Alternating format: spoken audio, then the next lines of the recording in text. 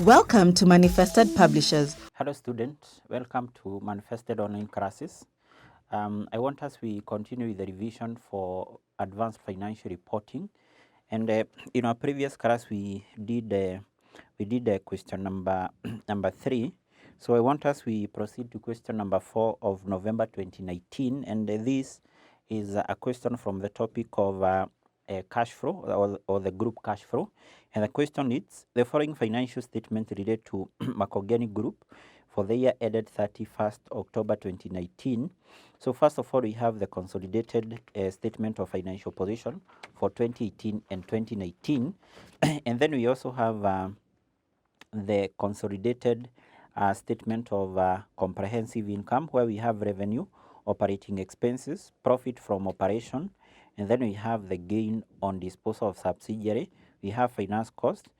We have a share of a profit of associate. We have profit after, before tax, income tax expense, and then we have a profit for the year, and then we have other comprehensive income, which include revaluation gain on property, other comprehensive income on associate, and then we have a total comprehensive income, and that profit for the year has been split into the profit attributable to the parent and the profit attributable to NCI.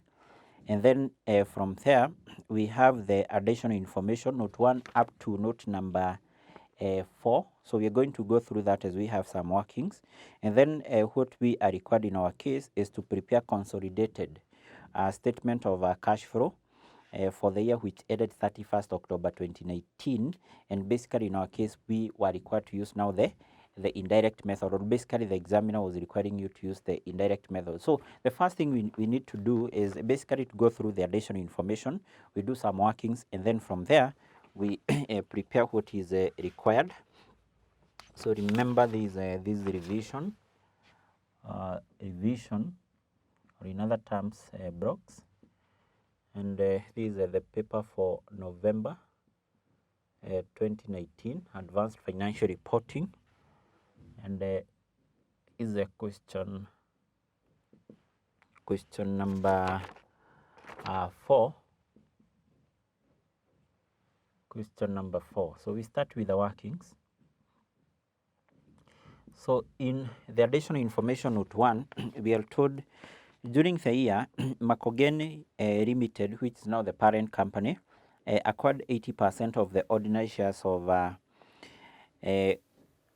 Razak Limited, paying cash consideration of 600 million. And then we are told the non-controlling interest was measured at its fair value of 1360 million at the date of acquisition. So definitely, if at all you're given the NCI at fair value, that means that the goodwill in respect to that subsidiary will be measured using now the full goodwill method. And then we are told the fair value of the net asset of Razak Limited on that date comprised of PPE, inventory, receivables, cash and cash equivalent, payables, and then we have the tax. I think first of all, in respect to that particular point, or note number 1, we can compute the goodwill on acquisition of that subsidiary. Goodwill on acquisition of Razak Limited. So to compute the goodwill, remember we have said that take into account you're given the fair value of NCI, we're going to compute the goodwill using the full goodwill method. So therefore, first of all, we take the cost of investment. The cost of investment. So the cost of investment is the cash consideration which was paid. We have that in the first paragraph, which is 600 million. And then to this we less net assets acquired, or basically the fair value of net assets which were acquired. So in our case, in that paragraph there, we are given the fair value of the net asset which were acquired, which was 5960, and then we need to multiply that with 80%, taking into account the parent company acquired 80% shareholding. So whatever you're going to get there will be the net asset acquired by the parent, and then the difference will be the goodwill attributable to the parent company. Then from there we compute the goodwill of NCI by taking the NCI at fair value. The NCI at fair value is given as 60 million, and then to this we less the NCI share of net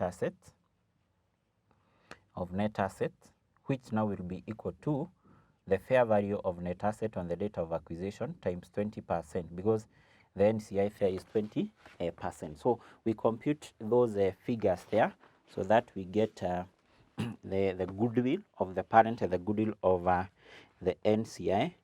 So we get these 80%, 0.8 times 5960. That will give us 4768. So we less it from the cost of investment minus 6,000. That will give us 1232, which is now the goodwill of the parent company. Then we get this, which is 5960 times 0.2, 1192. So we less it from the NCI at fair value minus 1360. We get 168. So this is basically the goodwill of NCI, and then we add the 2 plus 1232. So okay, we have 1232 plus 168. Yes, that will give us 1400. Basically, we refer to that as a full goodwill. That is a goodwill of both the parent and the goodwill of the NCI. So we are through with that point. So let's move to point number 2. We are told during the year, Makogeni Limited, that is our parent, also disposed its entire 60% ordinary shareholding in Salama Limited. The subsidiary had been acquired several years ago at a consideration of 2,400, and then we are told the non-controlling interest was measured at its fair value of 1,280 million at the date of acquisition, and the fair value of Salama Limited net asset was that.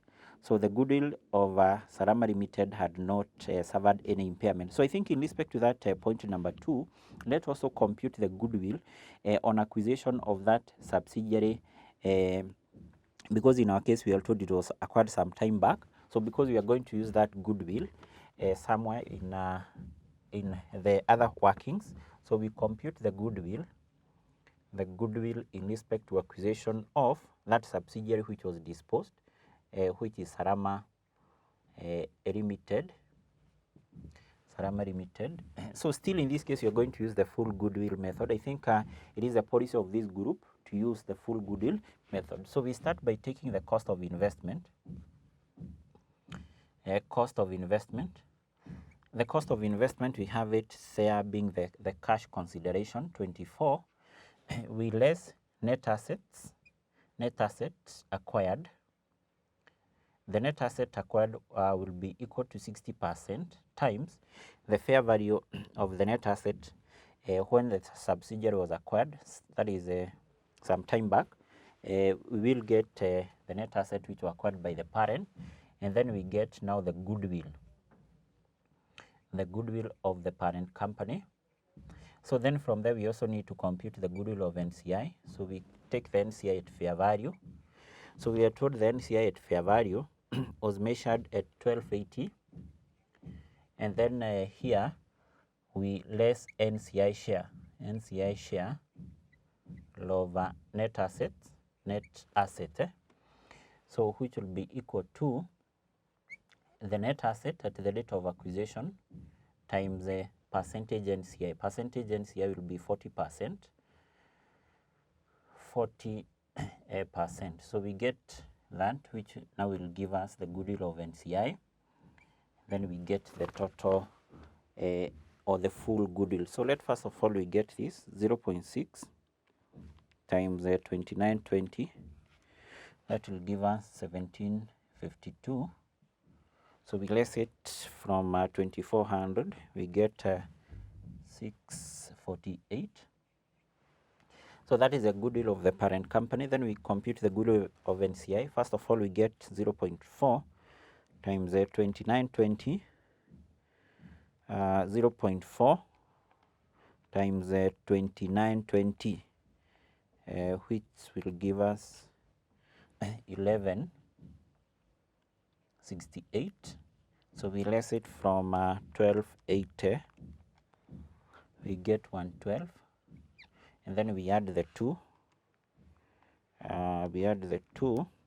Which will give us 760, and basically now that will be the goodwill, or the full goodwill, basically the goodwill of the parent and the goodwill of the NCI, the goodwill of the parent and the goodwill of NCI.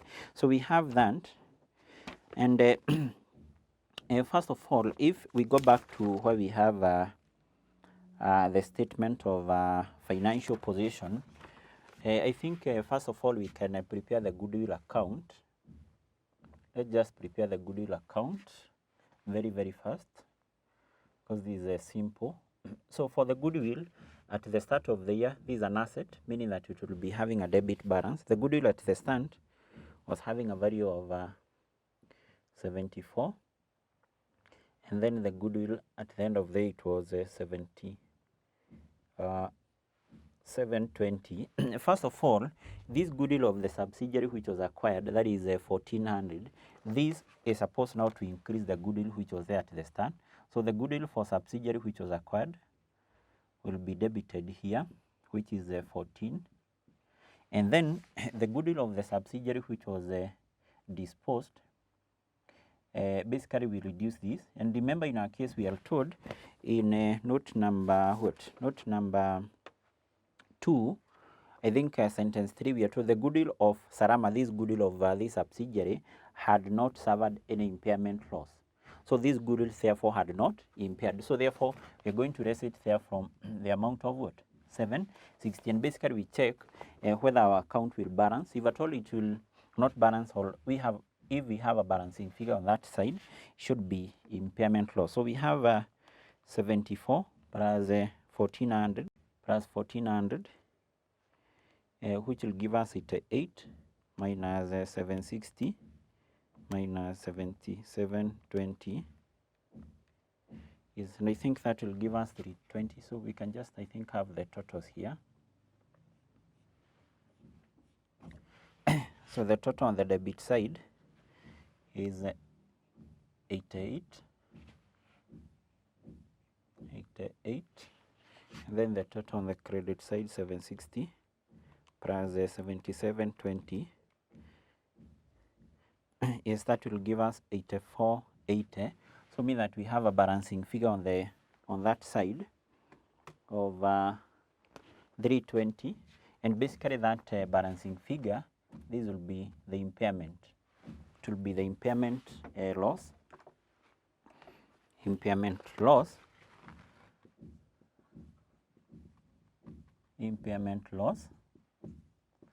for the current year, and that will be the amount of 320. Can just confirm that. So it will be 88 minus 84.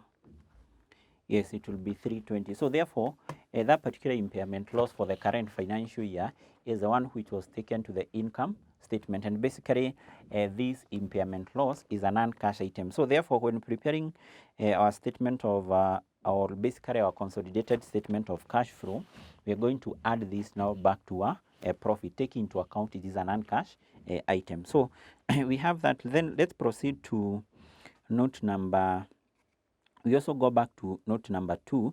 In note number 2, we are told that this particular subsidiary was sold in course of the year, and in respect to this subsidiary which was disposed, or whenever a subsidiary has been disposed, the parent company should determine whether it was disposed at a gain or at a loss. It was disposed at a gain or at what? At a loss. Now, in our case, if we go back to the income statement, we are given the gain on disposal. So mean that we have the gain there of 400, and definitely if at all you're given the gain, there is something always the examiner will not give you. You will not be given the sales proceeds, or basically will not be given the amount at which now the subsidiary was sold at. So therefore, what you need to do is basically to compute now the sales proceeds, or the amount at which that subsidiary was sold at, and we need to have that working, the sales proceeds of Sarama Limited Sarama Limited. So basically to compute that, we use now the format which we use in terms of computing the gain or the loss on disposal. And basically to compute the gain or loss on disposal, what we do is that we take the sales proceeds of the subsidiary. This is the amount at which the subsidiary was sold at. Now in our case, we don't have that. In fact, that's what we want to compute. And then to this one, we add the fair value of net assets retained. So in our case, we know it was a case of a full disposal, so mean that there was no net asset which were retained. And then to this, we less two items. One, we less the parent unimpaired goodwill, unimpaired goodwill. So in our case, we already have the goodwill of the parent in respect to this subsidiary, and the goodwill of the parent in our case, we said it was 648. Remember, in our case, we are told that this goodwill was not impaired. So therefore, the parent unimpaired goodwill is 648. So we less it there. And two, we less the net assets at the date of disposal. Net asset at the date of disposal. So basically, in our case, we are given the net asset of that subsidiary on the date of disposal, which was 3920. And basically, we should only take into account the net asset which were directly owned by the parent company. So the parent company had 60% shareholding, meaning that it equally owned net asset equivalent to 60%. So we less that. So after deducting all those two items, what we get here is a gain or loss on disposal. But in our case, in the statement of comprehensive income, we are told there was a gain. There was a gain on disposal. And our gain on disposal was an amount of 400. So what we need to do is basically to work backward, and we get now the sales proceed. So let first of all, we compute this net asset. So we have 0.6 times 3920, which will give us 2352. So basically this should be a deduction. So what that means is that for us now to get that figure, we need to work backward. Remember, this being a gain is a positive, but if it was a loss, then we take it as a negative. So we have 648 plus 2352, and then we add 400. So this will give us 3400. So basically this 3400 is the sales proceeds. And basically when preparing our statement of cash flow, that should be considered as part of the investing activities. In fact, we can just confirm, if you take 34 minus 648 minus 2352, it should give you a positive figure there of 400. So we are through with that particular note number 2. And then in respect to note number 3, we are told that the short-term investment are readily convertible into known amount of cash, and there is insignificant risk of the fair value changing. So what that means is that if you go to where we have current assets, you'll be able to see something called short-term investment. Those short-term investment, because we are told they are readily convertible into known amount of cash, then we account for them as cash equivalent.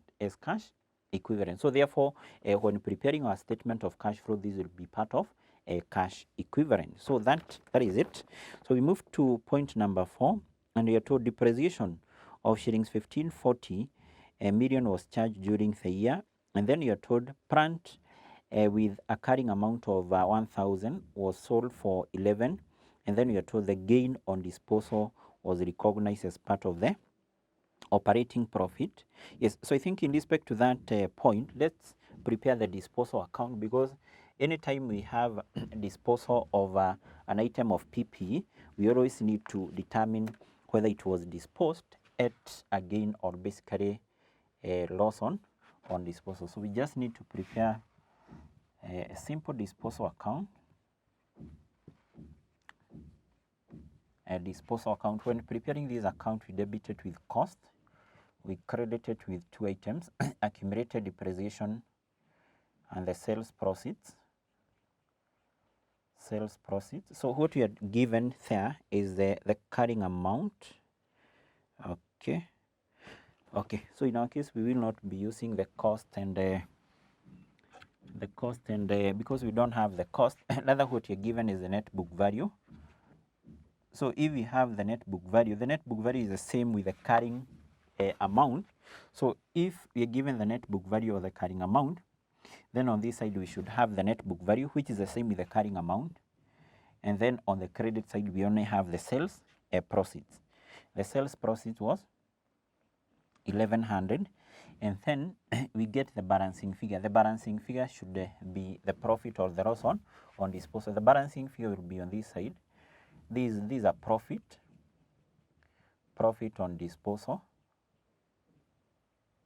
And basically now we are told this profit on disposal, it was recognized as part of the operating profit, and take into account that is a non-cash item, we are going to less it from the operating profit. So we have that, and then from there we are told in the other sentence, some property were revalued during the year, resulting in revaluation gain of 800 million being reported. So when then in that case we are told to ignore the deferred tax. Now what we need to do finally, in respect to that note number, in fact from note number 1, note number 2, note number 4, there is an account which we need to prepare because it will be affected by all those notes, and that is what we refer as a PP account. So we prepare the PP account, and this account we are going to prepare it at net book value, simply because the information we have in respect to PP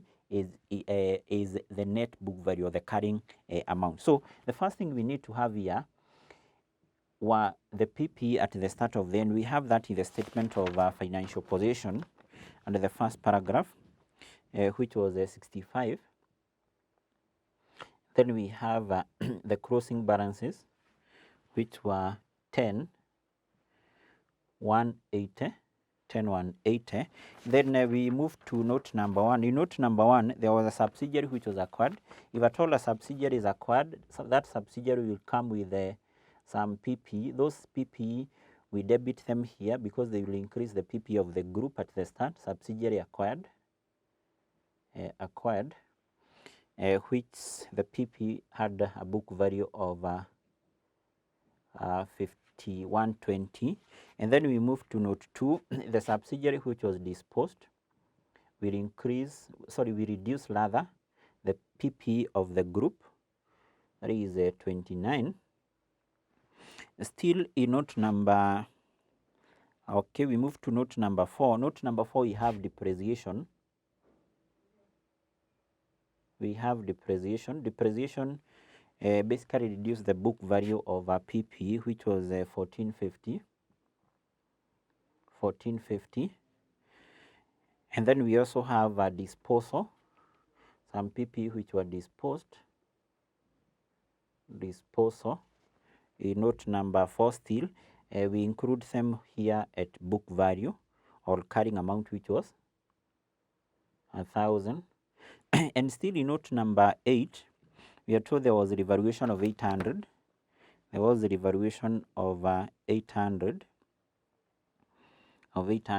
So if at all we have a revaluation gain, that revaluation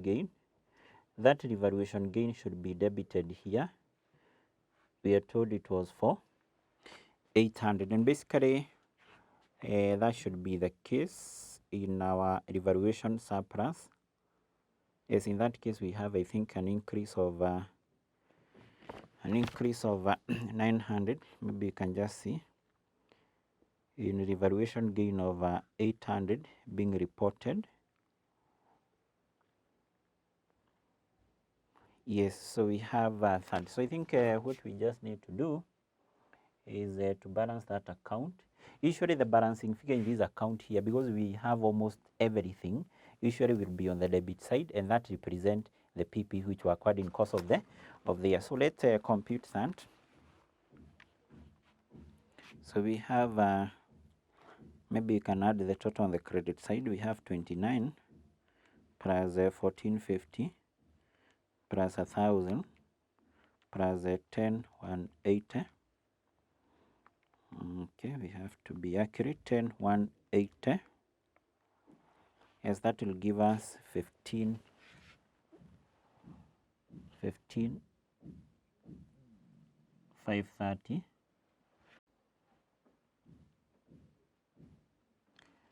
15,530, and then we deduct what we have on the debit side, 65 minus 5120. That I hope is 5120. Yes, and then we also less 800. Okay, 5120 minus 800. Yes, that will give us a balancing figure here of 3110. Basically, these represent the PPE which were acquired, because in our case we don't have the component of risk. Yes, so this will be taken out to our statement of cash flow, being a part of the investing activities. Yes, so I think that's what we have in respect to that. So we are through with the third note, or basically the preparation of that account. So I think having that, we can proceed and basically prepare what is required. That is the statement of cash flow. Yes, we prepare the statement or the consolidated statement of cash flow. So we have the title,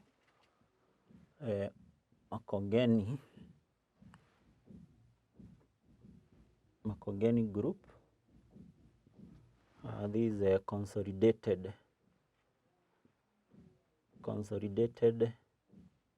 statement of cash flows. This is for the year which ended 31st October 2019. So remember, in our case we are required to use the indirect method. So we start by computing the cash flow from operating activities.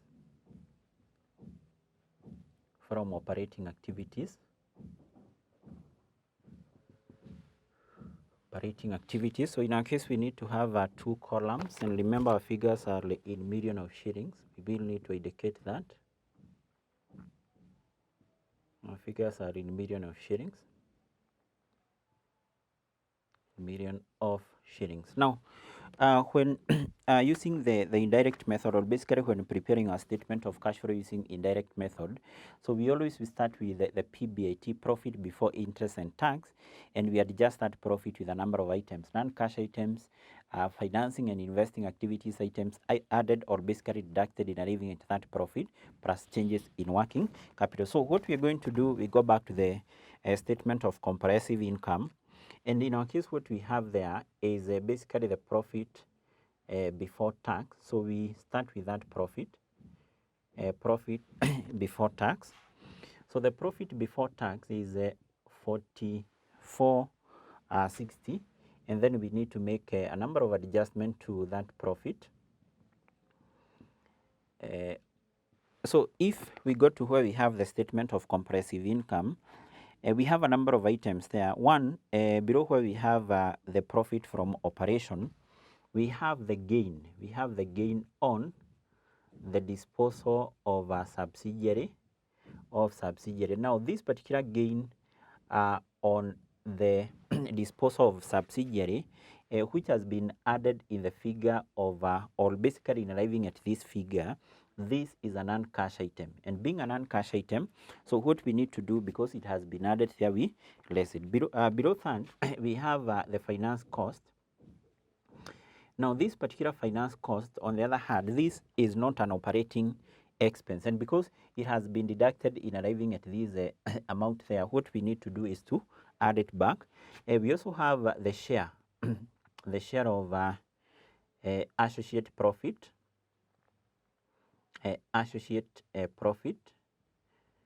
profit. Still, this profit from associate is a non-cash item, which is an amount of 460. So mean that in arriving at this profit here, it has actually been added, and taking into account is a non-cash item. What we need to do is basically to erase it.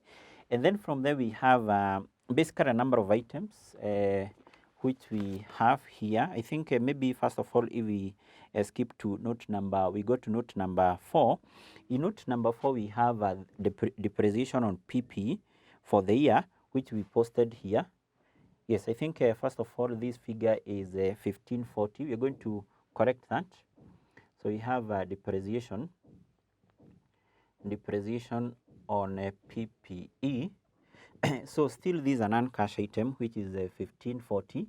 It has been deducted in arriving at that, so we need to add it back. So first of all, maybe we can also correct that.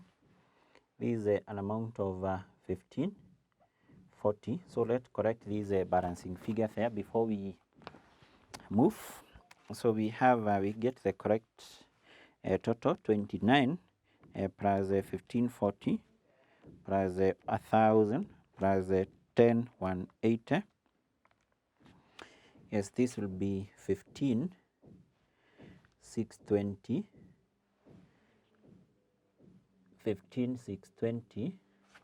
The same case here, 15620.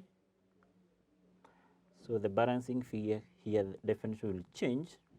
So we need to less minus 65 minus 5120 minus 800. Yes, and that will give us 3200. So that is the correct figure in respect to the PP which were acquired. Yes, so we have that in note 4.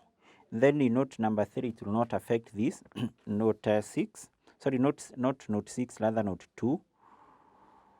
Okay, but there is something in note number 4. We prepared our disposal account, and there was this profit on disposal. So we have to remember to take into account that profit, because we are told that profit in fact in note number 4, the first paragraph last sentence, we are told that gain, it was part of the operating profit. So the amount of 100 has been added in arriving at that profit, and taking into account is a non-cash item. We need to less it. So we have note 2, note 1. Yes, I think those notes will not affect this, but we also have to remember we have this impairment loss for the current year. Impairment loss, we know that this is accounted for as an expense, but basically impairment loss still is a non-cash item. It is equivalent to depreciation. So we have an amount of 32, which has been that is 320, which has been deducted in arriving at that profit. So what we need to do is basically to add it back.